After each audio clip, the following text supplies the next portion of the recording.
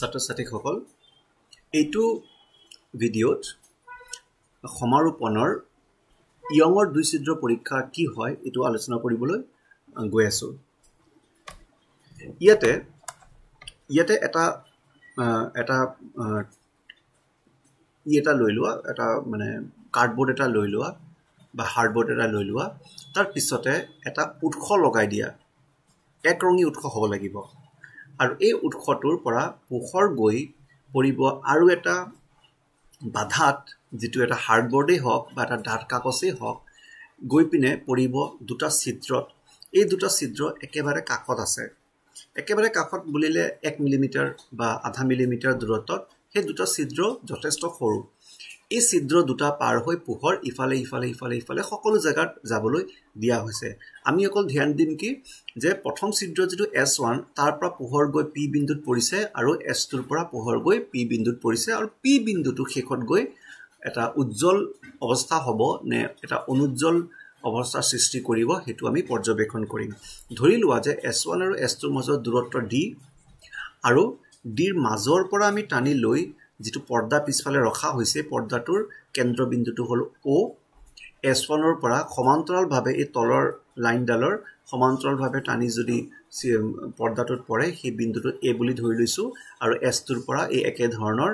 ৰেখা টানিলে B বিন্দুত পৰিছে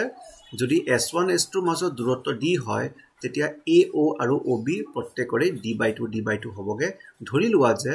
পৰ্দাৰ কেন্দ্ৰৰ পৰা যেটো P বিন্দু ধৰা হৈছিল তাৰ দূৰত্বটো y এতিয়া S1 ৰ পৰা P আৰু S2 ৰ পৰা P দুটা ৰশ্মি যা গৈছে দুটা ৰশ্মি এটা পথ পাৰ্থক্য থাকিব কিয়নো S1P সৰু S2P ৰ তুলনাত যেটো পথ পাৰ্থক্য হেতু উলিয়াবৰ কাৰণে আমি S1 ৰ পৰা এটা লম্ব টানি দিছো S2P ৰ ওপৰত তেতিয়া হলে S2n যেটো হৈছে এটো হ'ব এই পথ পাৰ্থক্য স্মল p ধৰি লোৱা যে এই S1 S2 যি দুটা ছিদ্ৰ আছে এই ছিদ্ৰ দুটা আৰু এই পৰ্দা যেটো আছে স্ক্ৰিন তাৰ মাজৰ দূৰত্ব ক্যাপিটেল D ইমানখিনি লৈ আমি আগবাঢ়িব যাওঁ পৰ্দা ওৰ কেন্দ্ৰত py দূৰত্বত এটা বিন্দু p অৱস্থিত S1 আৰু S2 ৰ পৰা অহা তৰংগ p সমাৰোপণ প্ৰতি উৎপন্ন কৰিব য'ত পথৰ পাৰ্থক্য আছে স্মল p এটা ইয়াতে অলপমান জ্যামিতি বা পাইথাগোৰাৰ সূত্ৰবোৰ জানিবলৈ চেষ্টা কৰিম ইয়াতে S2p হোল স্কয়াৰ এটা ত্ৰিভুজ ইয়াতে চাব পাৰো ত্ৰিভুজ S2pb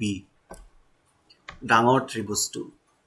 ইয়াতে S2p স্কয়াৰ কি হ'ব S2b square plus pb square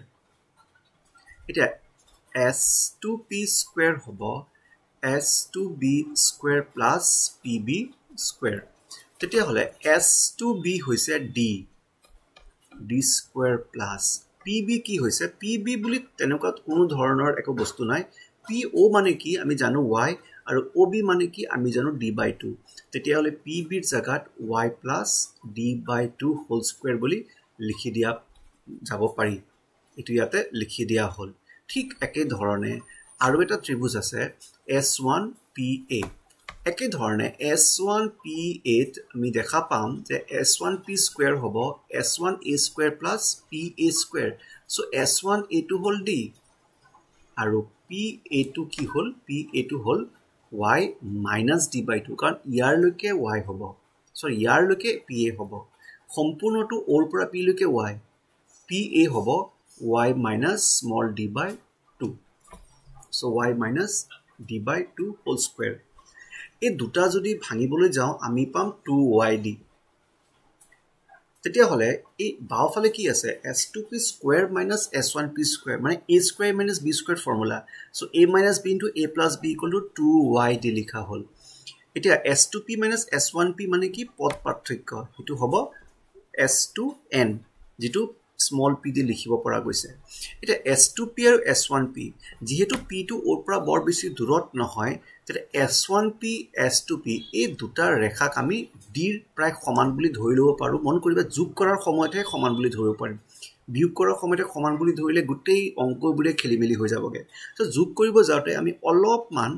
ইফাল কিফাল হলে একো আমাৰ অসুবিধা নহয় আমাৰ উল্টা হিসাব কৰিবলৈহে সুবিধা হ'ব সো S2p plus S1p প্ৰত্যেককে যেতিয়া d ক্যাপিটাল ডি বুলি ধৰি লওঁ তেতে ডি প্লাস ডি হৈ যাব এটো আৰু এইফালে খুফালে 2y ডি আছে সো ইয়াকে 2d এটা হৈ যাবগে তাৰ মানে ইয়াতে আমি লিখিব পাৰিম p equal to 2 small y capital D by 2d ইয়াতে কিবাটা ইয়াতে ই হৈছে তোমাৰ ইয়াতে 2y small d হবগে এটো capital D নহয় দেই ইয়াতে 2y small d হব এটো 2y small d হব আৰু ইয়াতে small d হব আৰু এটো কৰিব যাওতে আমি পাম y small d by capital D so p equal to y small d by capital D এটো হৈছে দুটা তৰংগৰ পথ পাৰ্থক্য তে ইয়াৰ আগতে যেটো গাণিতিক বিশ্লেষণ ইয়াৰ আগৰ ভিডিওটোত আমি পাইছিলো যে উজ্জ্বল পটিৰ কাৰণে কি শৰ্ত হ'ব লাগিব p equal to n lambda হ'ব লাগিব কিন্তু p কিমান পাইছিলো এটো পাইছিলো y d by capital D so y d by capital D whole n lambda ইয়াৰ পৰা y equal to n lambda capital D by small d যত n ৰ মানটো 0 1 2 3 dot dot dot n ৰ মান যেতিয়া 0 হয় তেতিয়া হলে y টো উজ্জ্বল হ'ব y equal to n ৰ মানটো 1 পুট কৰা তেতিয়া কি হ'ব y equal to lambda capital D by small d তেতিয়া হলে উজ্জ্বল হ'ব n ৰ মানটো 2 হলেও তাৰ মানে y equal to 0 lambda d by d 2 lambda d by d এইবোৰ উজ্জ্বল পটিৰ স্থান এটা ইয়াৰ মানেটো কি হল অৰ্থটো কি হল যেটো তৰংগ আমি ব্যৱহাৰ কৰিছ তাৰ কিবা এটা তৰংগদৈৰ্ঘ্য হ'ব দুটা ছিদ্ৰৰ মাজত যে দূৰত্ব s1 s2 ৰ মাজৰ স্মল d হেতু আমাৰ জ্ঞাত থাকিব ছিদ্ৰ কেইটা আৰু পৰ্দাৰ মাজত যে দূৰত্ব ক্যাপিটাল d হেতু জ্ঞাত থাকিব সো এইখিনি বস্তু আমি যদি জানো তে n ৰ মানটো পৰিৱৰ্তন কৰি বা n ৰ মানটোৰ ওপৰত ভিত্তি কৰি সেই বিন্দুটো যেটো p বিন্দুটো হেতু উজ্জ্বল হ'ব নে অনুজ্জ্বল হ'ব আমি ক্যালকুলেট কৰি পেলাব পাৰিম ঠিক একে ধৰণে অনুজ্জ্বল পটিৰ বাবে ইয়াৰ আগৰ ভিডিওটোত পাইছিলো p equal to 2n plus 1 lambda by 2 কিন্তু আমি এটো ভিডিওত কি পাইছো p মানে y small d by capital D হ'ব so small d